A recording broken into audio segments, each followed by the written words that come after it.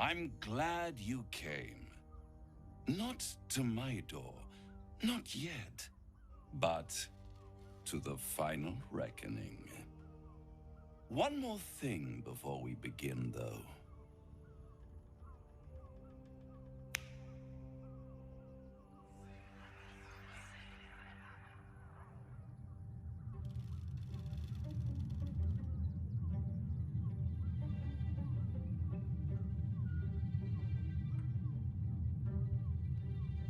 For the first time since the Nautiloid, your mind is clear.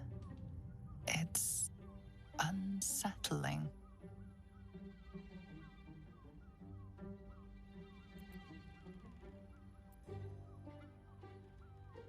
I gave you back your privacy by shutting that illithid in your pocket out of your mind. It can't hear us.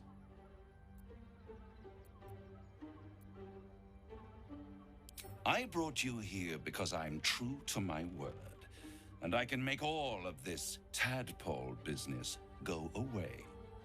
Which means you and your lovely friends can remain blessedly free of tentacles. Let us speak plain. I'll admit, you've impressed me. I wasn't sure you'd make it this far. But no matter how far you come, you're still on the road to ruin. A road that leads directly to a confrontation with the Elder Brain. At best, it will kill you and everyone else in this city. At worst, it will assimilate you, and you won't have enough free will left to even wish you were dead. You have the key to destroying it in the palm of your hand, though.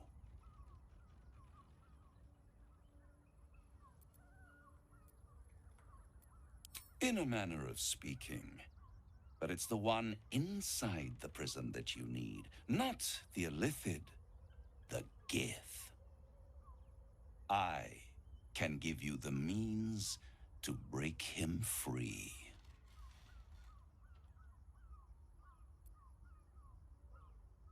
To illithids, yes, he would gladly execute the Emperor. But to you, he will be a friend. After all, you're at war with an Elder Brain.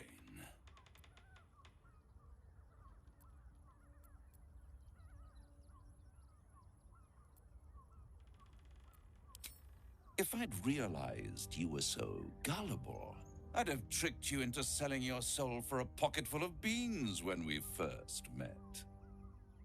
To the Emperor, you are nothing more than a beast of burden, one that will transport it to the Elder Brain. An ox requires food, and the occasional beating to keep it moving. You are simpler. The Emperor's words serve as both carrot and stick. Perhaps it is true that Orpheus would ally with you against the Elder Brain. But if he proves uncooperative once free, you may have to kill him.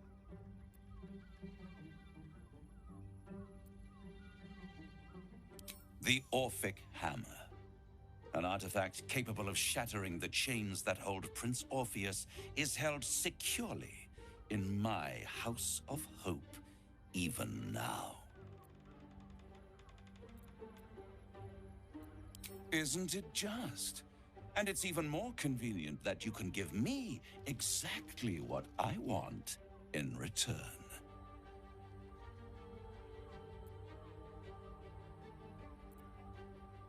I want the crown that dominates the Elder Brain.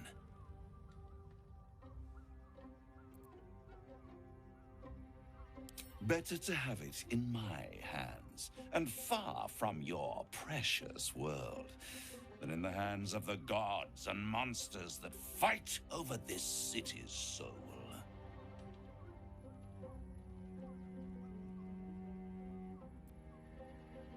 Power, ancient and full of wonder. I have craved it ever since the arch-wizard Carsus created it, long centuries ago. and brought doom to the Empire of Netheril. That was the great age of humanity, and Netheril's flying sky cities were the apex of civilization. I was there the day it all fell apart.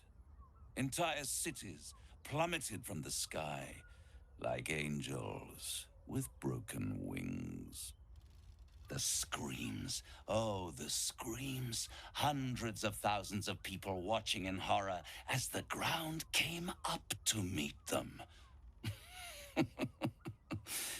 It was not a happy meeting. And Karsus was responsible. Not driven by malice, but by ambition. He forged a crown imbued with all the powers of magic. A crown that would make any who wore it a god. Men cannot contain so much power. The crown destroyed its creator, and his empire fell with him. Karsus's folly, the bards and scholars call it. I call it hope. The hope of creating a better world, and the perils of unchecked hubris. I knew then that the folly of mortals could be the triumph of devils, and that I could use that crown to unite the Nine under one Archdevil Supreme, me.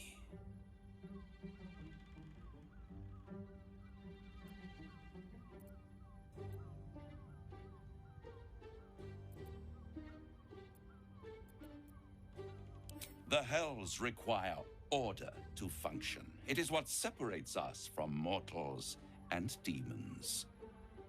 With the crown, I would impose perfect order, unity, efficiency, control. My kingdom would control its borders and stay within them. It was stolen from right under my nose all those centuries ago. The archdevil Mephistopheles snatched up the crown and squirreled it away in one of his vaults. He is not more than a frigid archivist. So much power and potential kept inert. He made a miracle into a museum piece. I raged, but only for a decade or so. Then I waited, ever watching for more than 1,000 years, for a mistake, a mishap, a misadventure. And these chosen, who have caused you so much trouble accidentally, did me a favor. They brought the crown back into play.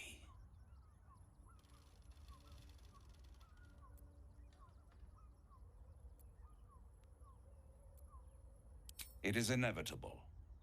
When you destroy the brain, and you will because you must, the crown will be yours for the taking. And when that moment comes, you give the crown to me. In exchange, I give you the hammer now. A simple transaction, it seems, but it's more than that. He's offering you an alternative to the mind flayer in your head. Take Raphael's deal and you could free Orpheus. With Orpheus free, you would have no need to rely on the Emperor. But there's no guarantee that Orpheus would be on your side. And if you take the deal, you'll have to fulfill it. You'll have to deliver the crown of Karsus to the devil himself. He claims his ambition is to unite the Hells, but can he be trusted to stop there? Do you trust him more than you trust the Emperor?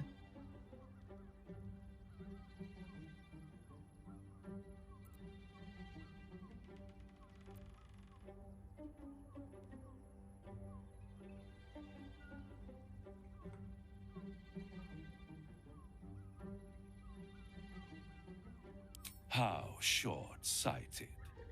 Much better to put it into the right hands. Hands that will ensure it is removed from this world. And it's the only way you can ensure that you remain part of this world.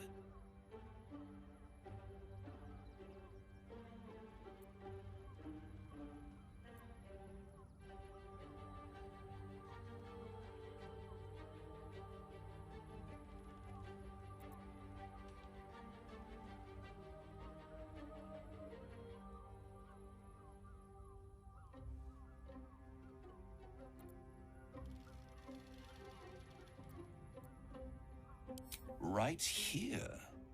You'll find everything is in order.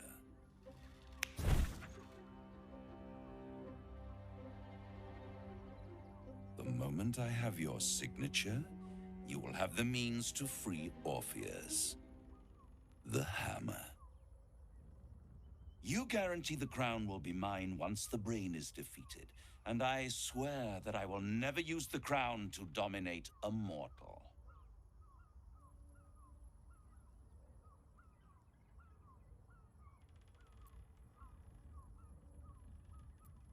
I will come to collect. If you refuse to give me the crown, I collect your souls instead. And then we all gather in the House of Hope.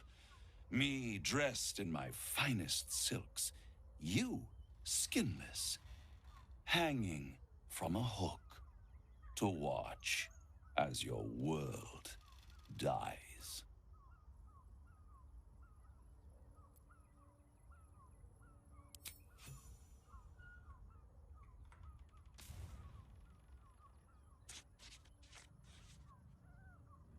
Perfect. One more rhyme, for old time's sake. The master was slain within his own house. They dined on him both, the cat and the mouse. The hammer is yours. You will find yourself in Orpheus's presence before the end comes. When you do, shatter the chains that hold him. Be sure to keep the hammer safe until then. Your survival depends on it. And I'll keep your contract safe in my House of Hope. I'll be seeing you, and when I do, we dine. The ink has barely dried, yet you feel a growing disquiet at what exactly you just signed. Perhaps a diabolus can offer some comfort, or a way out. For a devil's bargain is a hard one to break.